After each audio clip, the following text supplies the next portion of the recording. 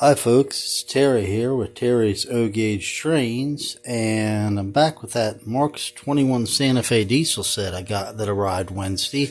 Been doing some work on it. Had a few issues.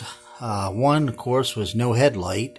The headlight bracket had been removed, so I had to come up with something different to give it so I could install a headlight in it.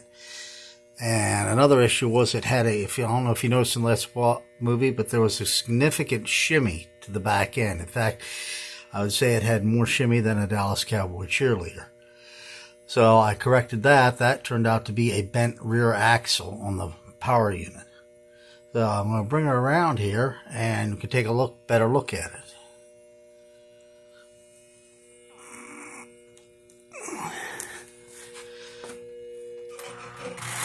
And there she comes, and you see it now has a working headlight. And the shimmy is gone. I'll run around here. Slow her down a little bit so you can get a good look at it. You see, nice, slow, constant speed. And I'll bring her up here and stop her. And bring her back. The unit works just fine. And so I'm going to uncouple it. Let me pause it here. Okay, if you look down inside, right here, you can see the headlight bracket that I had to make. That's actually just a piece of hacksaw blade bent at a 90-degree angle and then welded onto that plate right here to provide ground. And then on the upper part of the L for the hacksaw blade, I just soldered a E10 bulb socket so I could screw the bulb in. And then one wire running back along here, and it is clipped to hooked to a fawn stock clip on the motor to provide power from the track for the light, and it works. That's solved that problem. Now I'll pause it again to put her back on the track because it's easier to do with two hands, and I'll show you some other things that I did in order to get this locomotive and dummy diesel to pull Lionel. Okay, so I've uncoupled the consist from the dummy, and if you'll notice, what I've done here is Marx has these put on this dummy for the 21, this non-functioning metal tilt coupler. And the problem with those is they won't couple with anything but another metal tilt coupler or the plastic tilt. And you can't even hook Marx to them, any other Marx.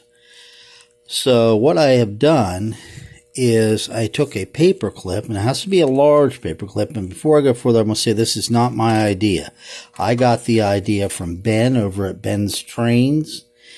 And the way this works is you just take a paper clip, make a loop in it that forms a slot for a tab and slot coupler for the tab, and then give it a couple of twists, bend the ends down so they go around these flanges on the tilt coupler, metal coupler, and then hook that into place, and then the tab and slot will drop right in, and it works. There's no modification done to the engine. I mean, yeah, you could, if you want, go to the trouble of pulling the trucks off, changing this maybe to a Lionel coupler, or you could even get if you could get a Marx plastic tilt coupler on there, you could then with the slot that's in that plastic tilt, Marx actually sold a Marx to Lionel adapter that fit into the slot on the plastic tilt and would couple with a normal Lionel knuckle coupler like you see here.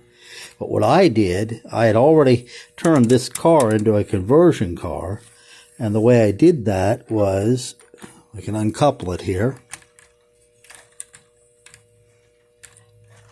We'll flip it over. As you see, it has the original Lionel coupler on this end and a tab and slot attached on this end. So I just rotate it for whatever I need to pull, and it allows me then to pull anything in my collection. I also have back there that blue Lionel gondola as a transition car too, but it's done differently. It has on the one end, it has a Marx coupler glued to the bottom of the knuckle coupler, sticking out just below it, so that I can then couple Lionel on the upper coupler or Marx knuckle coupler on the bottom, and that works pretty good too. Having these conversion cars really opens up what you can run in your consist between Marx and Lionel. Let me get this back on the track, and we'll give this locomotive another run and let you have another look at it running. Be right back. Okay, here we go.